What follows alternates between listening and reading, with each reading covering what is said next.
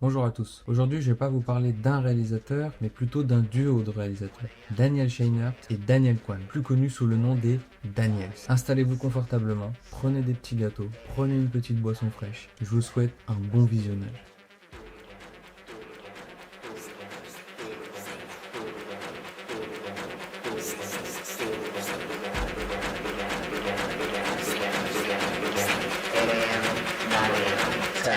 Let's do it again.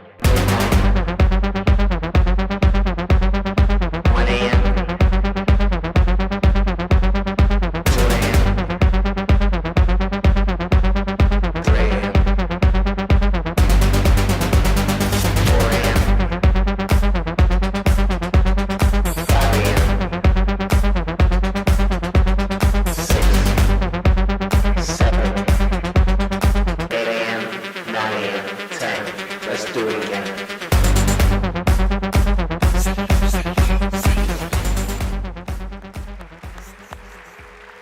All right. And the Oscar goes to... Wow. Les Oscars, c'est pas pour tout de suite. Donc, n'allons pas trop vite en besogne et commençons par le commencement. This is a life free from destiny. Daniel Scheinert est né le 7 juin 1987 à Birmingham, en Alabama. Tout comme les actrices Courtney Cox ou encore Louise Fletcher, c'est dans cette ville que le jeune Daniel Scheinert fera ses premiers pas. Dès son plus jeune âge, il montre un intérêt particulier pour les arts créatifs. Un intérêt remarqué par ses parents qui décideront de l'inscrire, avec son frère, à des compétitions comme Odyssey of the Mind et Destination Imagination. C'est un concours par équipe où tu dois résoudre des problèmes plus ou moins complexes, mais de façon particulière. Ça peut être de façon théâtrale, mais aussi sous la façon d'une construction. C'est pour stimuler la créativité et la capacité à résoudre des problèmes rapidement.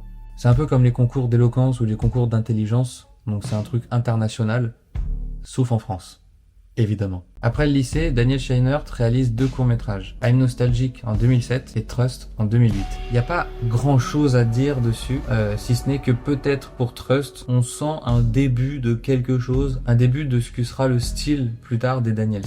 La même année, il intègre l'Emerson College de Boston pour y travailler réellement le cinéma, sur le plan technique et en même temps sur l'écriture. Et c'est là-bas qu'il va rencontrer un certain Daniel Kwan. Daniel Kwan est né le 10 février 1988 à Westboro, dans le Massachusetts. D'origine taïwanaise du côté de sa mère et hongkongaise du côté de son père, Daniel va grandir dans un environnement culturel très important pour son jeune esprit fertile. Son père lui fait découvrir différents styles de films, certains d'entre eux sont devenus ses préférés, comme Terminator 2 et Un jour sans fin. Il a grandi et fait sa scolarité à Westboro, où il va commencer à s'intéresser au design et à l'animation. En 2006, il intègre l'université du Connecticut pour étudier la compta.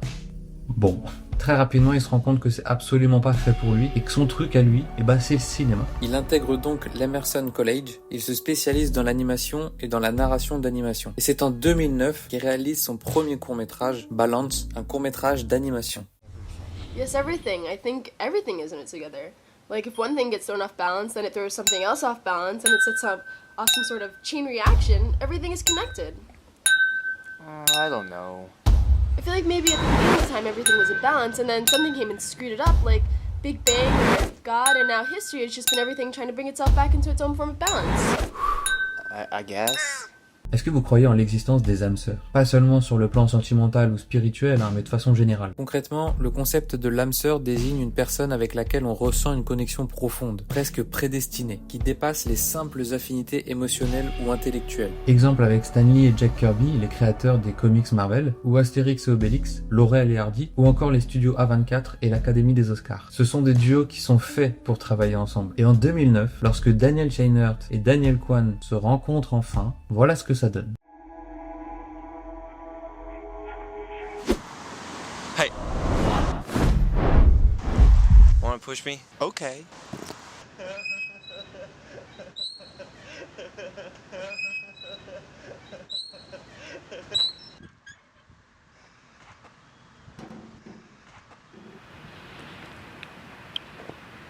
That sucks. What do I... Nope. Worry.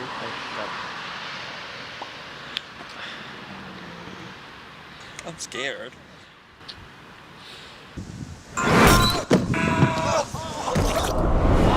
Oh my god. What? Oh.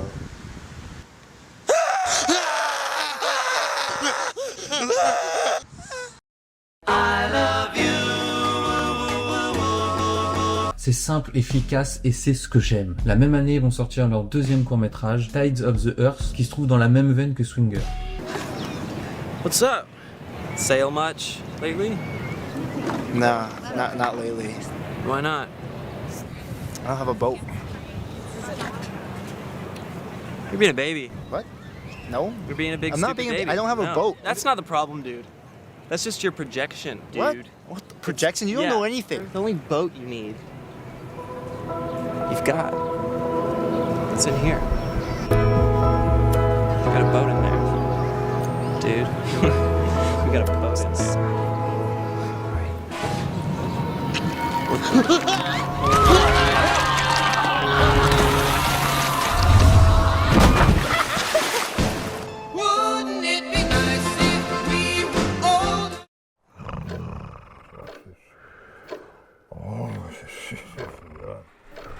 Voici votre nouveau traitement.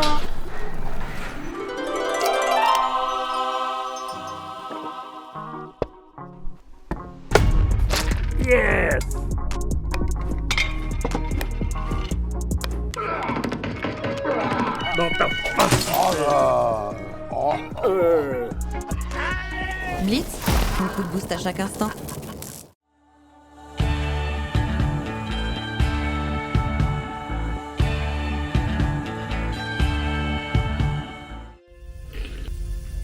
Bon, c'est bien gentil de faire des petits courts-métrages rigolos, mais c'est pas ça qui va nous envoyer aux Oscars. Il est de coutume pour un réalisateur ou une réalisatrice de passer par la case du clip, pour plein de raisons. La première raison est financière. Un clip ne rapporte rien et coûte de l'argent. Il sert avant tout à mettre en avant la musique pour qu'après justement on achète des disques. Donc en général, un réalisateur de clip n'est pas payé ou alors très peu. Mais en contrepartie, il a une totale liberté créative. Par exemple, en 2008, le groupe FM Belfast sort le clip de la musique Underway.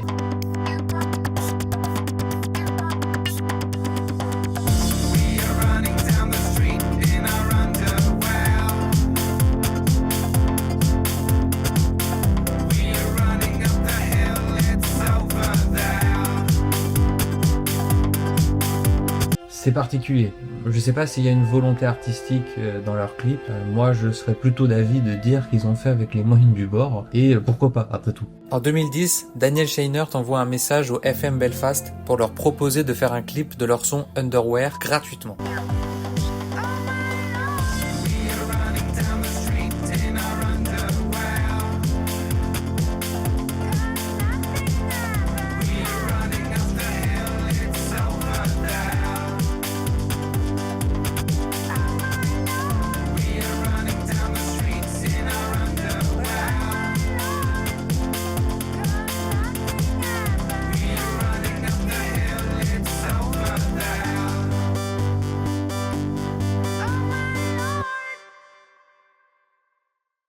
C'est en voyant ce résultat-là que je me dis que pour la première version du clip, ils ont fait avec les moyens du bord. Bon, des clips, ils vont en bouffer, et il y en a des vraiment bien, autant esthétiquement que musicalement parlant. Je pense notamment à Simple Song du groupe américain The Chins.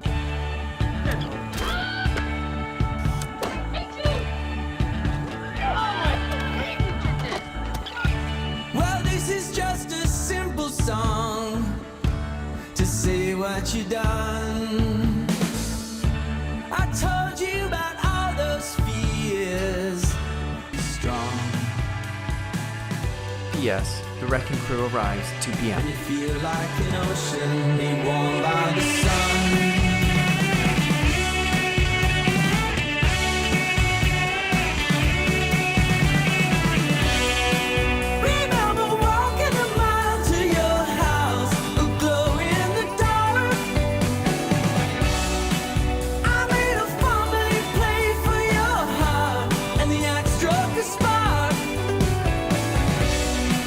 You wore a charm on the chain that I stole. It's special for you.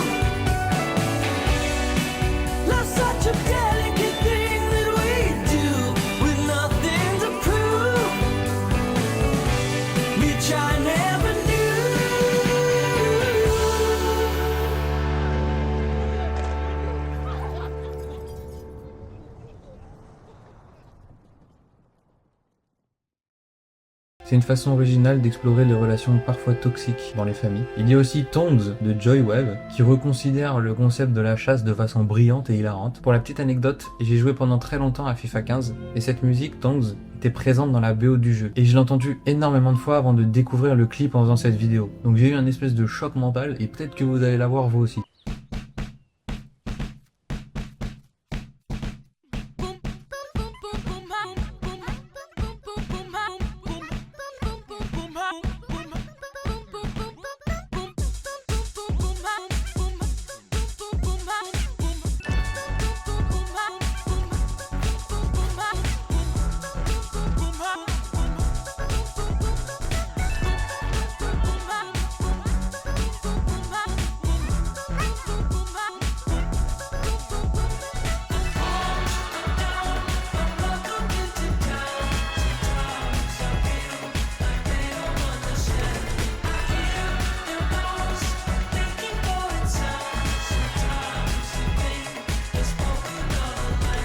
J'ai découvert que Jack Black faisait partie d'un groupe de rock. Alors, c'est peut-être pas une nouvelle inédite pour vous, mais en ce qui me concerne, c'était une grosse surprise. Et Jack Black fait partie du groupe des Tenacious D, pour les gens comme moi qui ne connaissaient pas avant. Et j'ai découvert que les Daniels avaient réalisé un des clips de ce groupe. Cause the fiery heart of a champion cannot be quenched by a failure or an embarrassment, no way, no. And the critics all agreed it was a stinky pile of cheese, but that does not mean that our hearts are not strong. Just like the phoenix, we'll rise again. Yeah. That's like the phoenix, we'll rise again.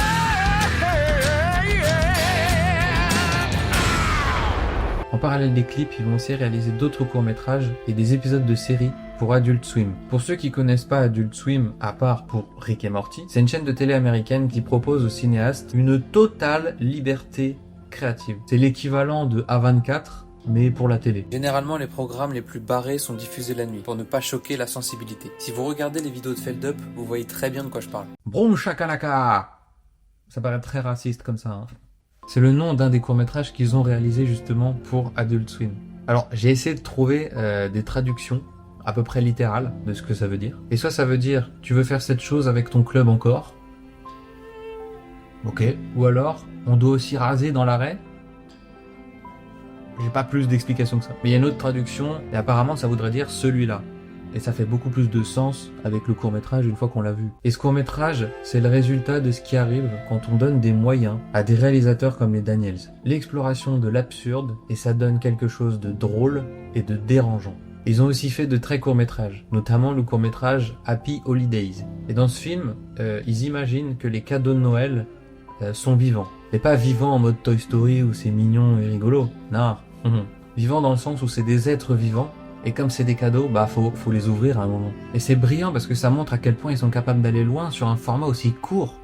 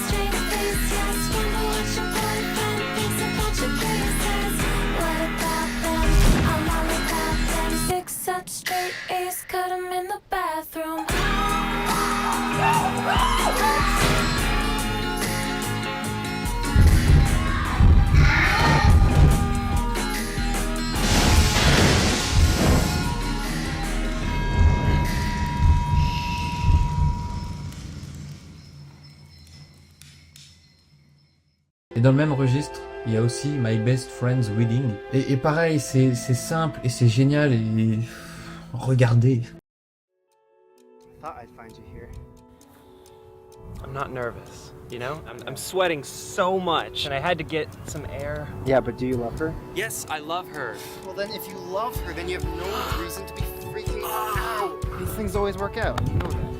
Oh, what did you do? My mom used to do it to me. It was really helpful whenever I was stressed. Yeah, it's really good. It's like pressure points. Wow. Stop it! No!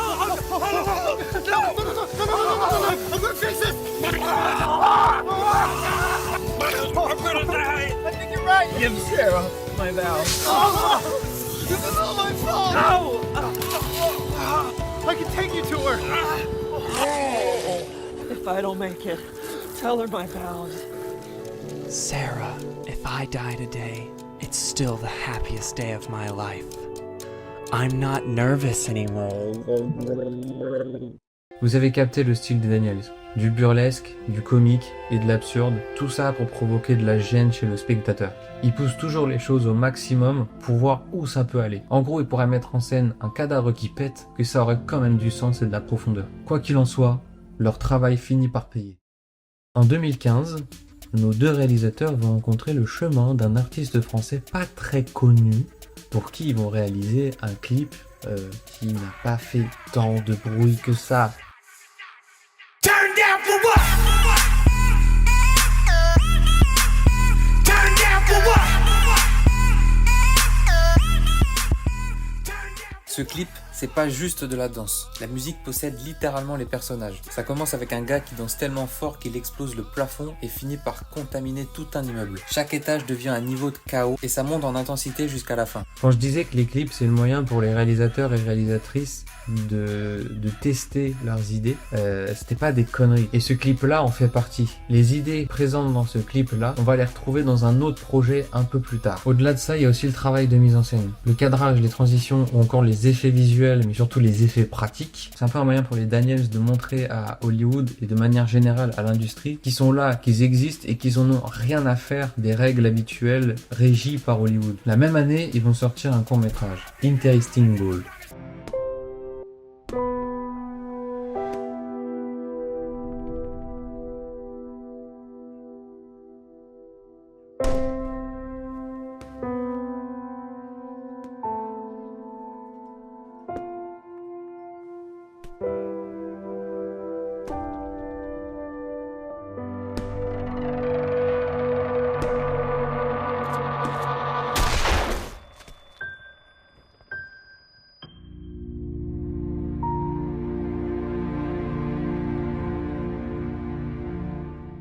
En seulement un an, ils passent du duo créatif indé à des réalisateurs surveillés par l'industrie. Des clips musicaux aux courts-métrages expérimentaux, leur style devient une marque de fabrique. Et maintenant qu'ils ont capté l'attention du monde entier, il ne leur reste plus qu'à passer à l'étape suivante.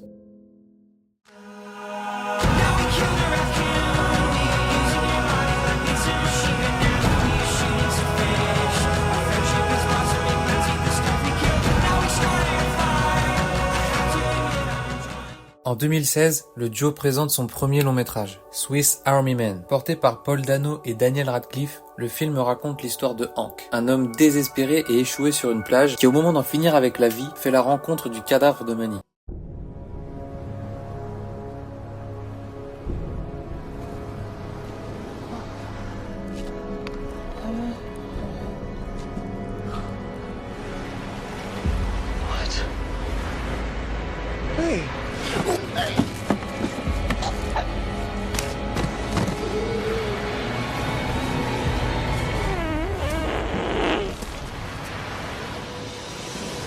You just have to remember that we're all here for a purpose, and the universe picks its time. I need you to help me get home.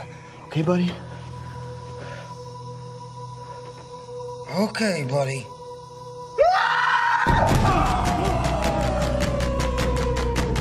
You're a miracle.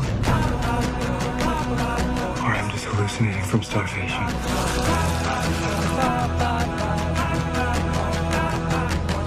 You're special.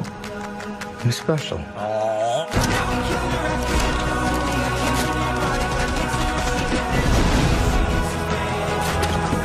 You There's 7 billion people on the planet. You might be lucky enough to bump into the one person you want to spend the rest of your life with. Oh my God. So this is the life I've forgotten. This is just the beginning.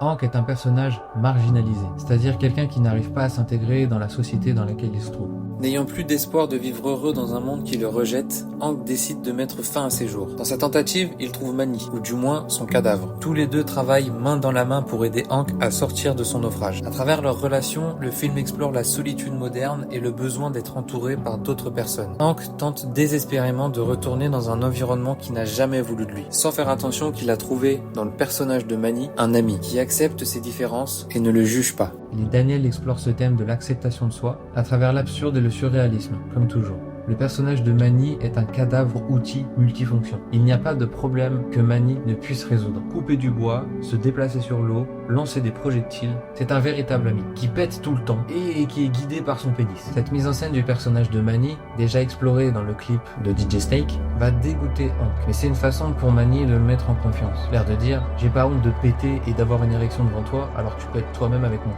De plus, Manny n'a conscience de rien. Donc les normes sociales qui dictent le comportement à avoir, lui, il ne les connaît pas et il ne les comprend pas.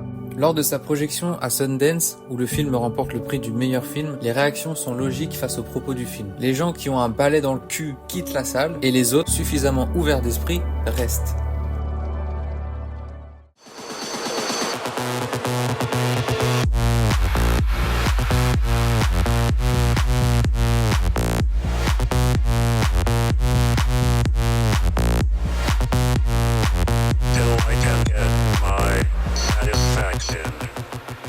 Entre 2017 et 2020, il va pas se passer grand chose, mis à part quelques courts-métrages, clips ou encore quelques épisodes de séries télé. Ils n'ont pas grand chose à faire et c'est pas les seuls à avoir été contraints de s'arrêter de travailler. Puisque vous n'êtes pas sans savoir qu'à cette époque, le Covid est arrivé. Néanmoins, ils ont tout de même été actifs en participant à la réalisation du film Omnibot A Fast Boat Fantasia, un enchaînement d'histoires autour d'un bateau, et l'une de ces histoires a été réalisée par notre duo. En 2020, en parallèle de la préparation de leur prochain film commun, Daniel Scheinert se lance en solo et réalise The Death of a Dick Long. Traduction, la mort de Dick Long et non pas la mort de la longue bite.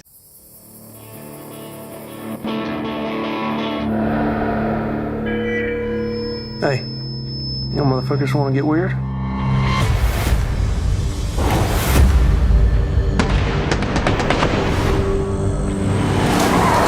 Damn, dude. How you doing back there, Dick? Fucking close enough. The Death of a Dick Long est un film improbable. L'histoire débute comme une blague où trois amis de l'Alabama passent une soirée faite d'alcool, de feux d'artifice et de mauvaises idées. Mais tout dérape lorsque Dick Long est gravement blessé. Et ses deux compères, Zach et Earl, décident dans la panique de l'abandonner devant l'hôpital avant de disparaître. À partir de là, le film prend la forme d'une longue série d'erreurs où chaque tentative de cacher la vérité devient une source de malaise, de comédie et de tragédie. Ce qui surprend, c'est la manière dont Scheinert délaisse le délire visuel et surréaliste de son précédent film pour ancrer son récit dans une petite ville d'Alabama, filmer un décor banal dans une Amérique ordinaire. On rit souvent parce que les personnages s'enfoncent dans leurs mensonges avec une maladresse, mais on rit jaune car derrière l'humour noir se cache un malaise grandissant. C'est d'ailleurs quelque chose que l'on retrouve dans le cinéma d'Ari Aster, et si vous voulez en savoir plus sur lui, j'ai fait une petite vidéo à son sujet et je vous laisse aller la voir. Le film ne se contente pas de faire sourire. Derrière l'absurde, il parle de honte, de culpabilité et de la difficulté à affronter ses secrets les plus inavouables. Ces personnages sont pathétiques, souvent médiocres, et pourtant, au fil du récit, on finit par ressentir une forme d'empathie pour eux. C'est ce mélange de grotesque et d'humanité qui donne au film sa singularité. En fin de compte, The Death of a Dick Long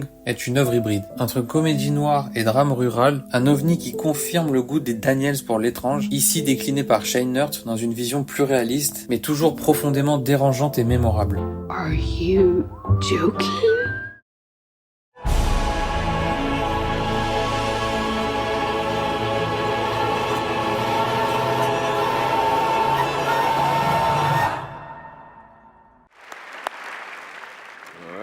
And the Oscar goes to Everything, Everywhere, All at Once, Daniel Kwan and Daniel Scheinert.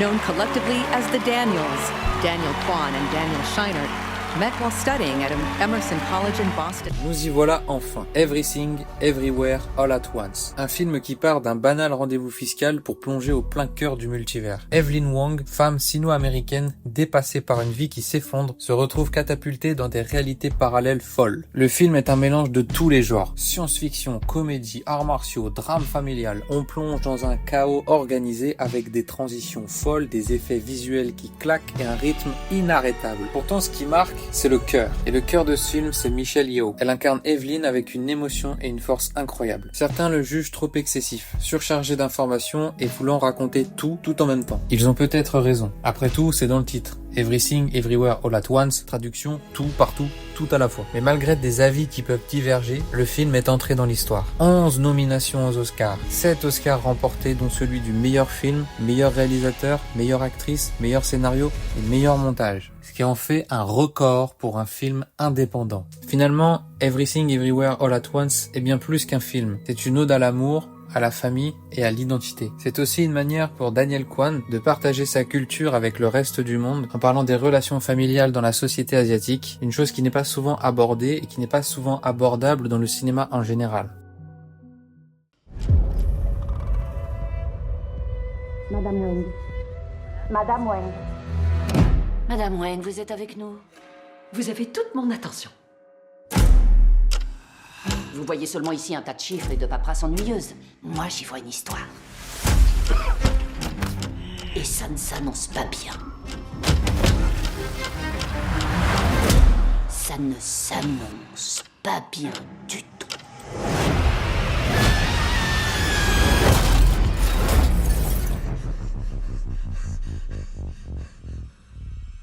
Qu'est-ce qui se passe?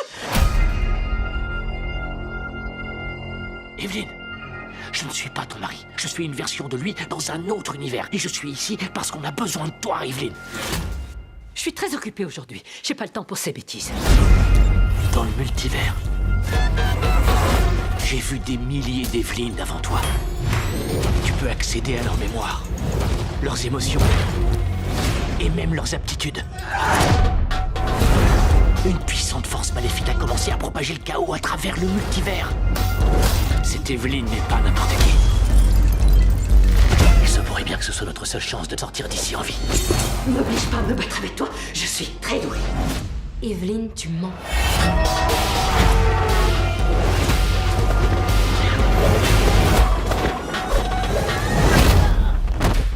Waouh, maman se défend bien.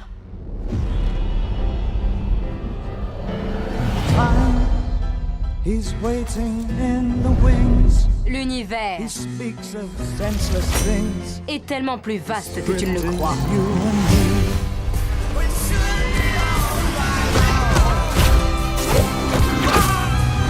Je pourrais être n'importe où. Je veux quand même être ici avec toi.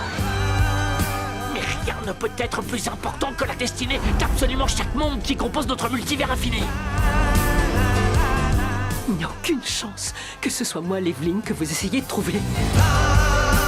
Toutes les injustices que tu as vécues, toutes les déceptions t'ont amené jusqu'ici. À ce moment précis. Ne laisse rien te distraire, s'il te plaît.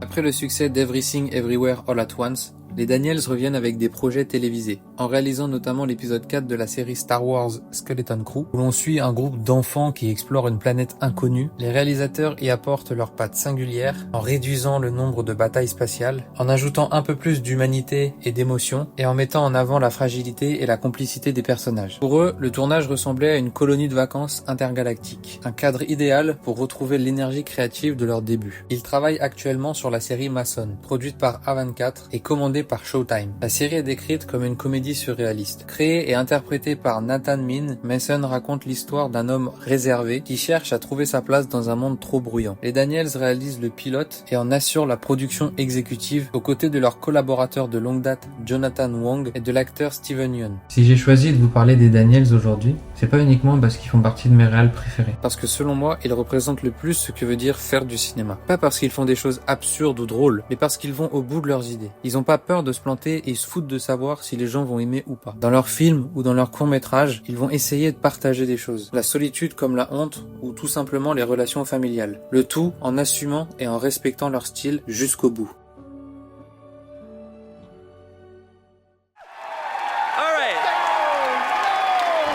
Okay, I had a fantasy as a kid of winning an award and going up and telling off all the teachers that gave my brother and I detention. So here goes. I'm just kidding. These are teachers that changed my life, most of them public school teachers. Miss Dumeier, Mr. Toole, Mr. Hudson, Mr. Chambers, Madame George, Miss NFL, Ken Cheeseman, Mirta Tochi, Joan Darling, and Edith Hallman. You guys educated me, you inspired me, and you taught me to be less of a butthead. Your turn.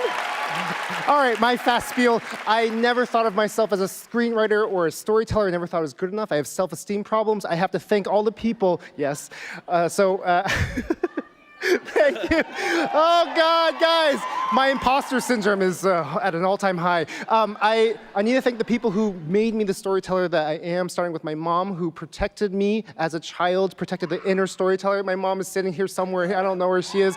Thank you for all the sacrifices you gave me. My wife, who protects me every day from the most negative thoughts I have, especially when I'm writing, and especially I need to thank Daniel Scheinert, who is my confidence. He is the person who told me I was a storyteller and a filmmaker before I could even say that myself, and I would not be here without him. So thank you, guys. Thank you so much. And to my fellow nominees, thank you so much, guys. Thank you.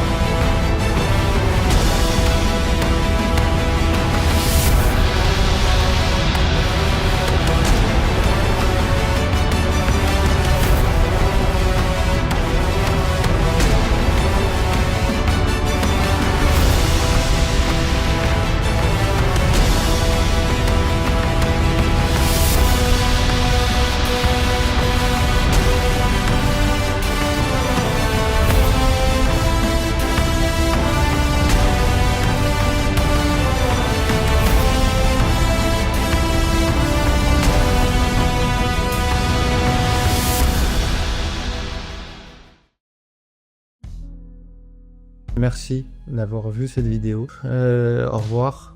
J'ai très chaud, c'est la canicule. Allez checker quand même les courts-métrages. Allez voir leurs films si vous n'avez pas déjà vu. Au moins Swiss Army Man et La mort de Dick Long, dont on parle le moins. C'est aussi très important et c'est parfois même là où on trouve les trucs les plus intéressants en termes d'idées et de messages, parce que c'est moins mainstream, donc ça parle forcément moins à tout le monde, mais ça a plus de chances de vous parler à vous. Merci d'avoir regardé cette vidéo et au revoir.